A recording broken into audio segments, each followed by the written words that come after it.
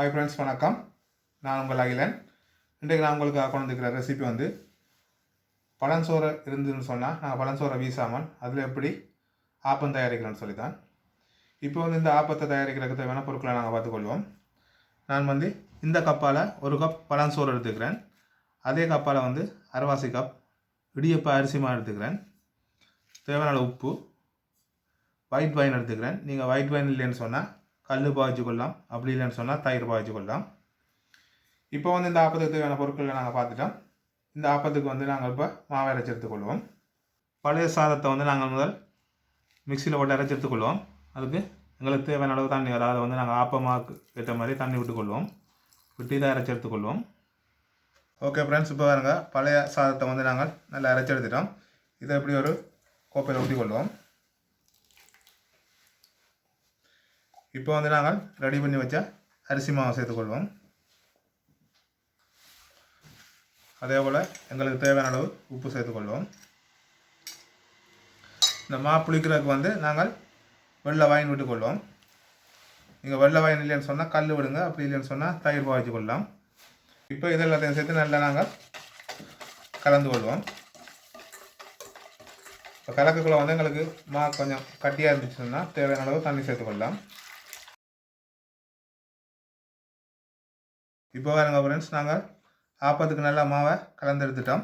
கரைச்ச மாவை வந்து இந்த மாதிரி மூடி ஒன்று போட்டு மூடி ஒரு 6 மணி நேரம் புளிக்க வச்சுக்கொள்வோம். ஓகே ஃப்ரெண்ட்ஸ், இப்போ நாங்கள் 6 மணி நேரத்துக்கு முதல் கரைச்சி வச்ச ஆப்பமாக வந்து இந்த பாருங்க புளிச்சு நல்லா ஆப்பத்துக்கு ஏற்ற மாதிரி ரெடியாகி வந்திருக்கு. இப்போ வந்து நாங்கள் இதை ஒரு கரண்டியால் நல்லா மிக்ஸ் பண்ணிக்கொள்வோம். மிக்ஸ் பண்ணிவிட்டு இப்போ வந்து நாங்கள் இந்த ஆப்பத்தை சுட்டு எடுத்துக்கொள்வோம். ஓகே ஃப்ரெண்ட்ஸ், இப்போ நாங்கள் இந்த ஆப்பத்தை சுடுறதுக்கு வந்து இப்படி ஒரு அடி ஒட்டாத தாச்சி ஒன்று எடுத்துக்கொள்வோம். இது வந்து புது தாச்சி, அதனுடைய நான் வந்து இதுக்கு வந்து வெங்காயம் பூசிக்கொள்கிறேன். ஆப்பம் சுட்டு பழக்கப்பட்ட தாச்சியாக இருந்து சொன்னால் தேவையில்லை. இது சூடாகி கொண்டு வர டைமில் நாங்கள் சாதுவாக எண்ணெய் பூசிக்கொள்வோம். ஆப்பம் சுடுற தாச்சி வந்து நல்லா சூடாக இருக்குது. இந்த டைமில் வந்து நாங்கள் அடுப்பை குறைச்சி வச்சுக்கொள்வோம். குறைச்சி வச்சு ஆப்பமாக விடுவோம். இப்போ ஆப்பம் சுடங்களை வந்து அடுப்பு வந்து குறைச்சி தான் வச்சு சுடணும்.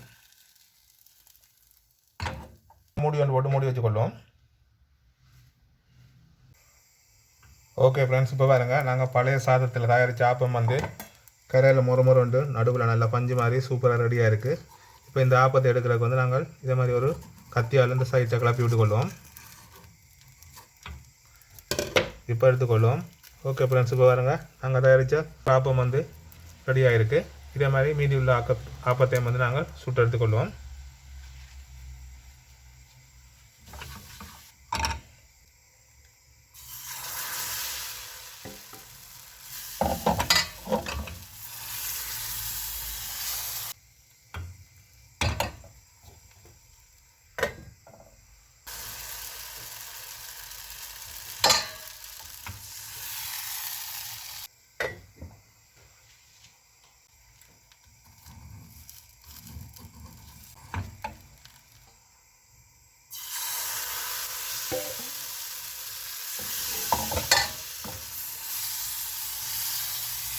ஓகே ஃப்ரெண்ட்ஸ், இப்போ மீதி உள்ள மாவுளையும் வந்து ஆப்பமெல்லாம் சுட்டு எடுத்துட்டோம்.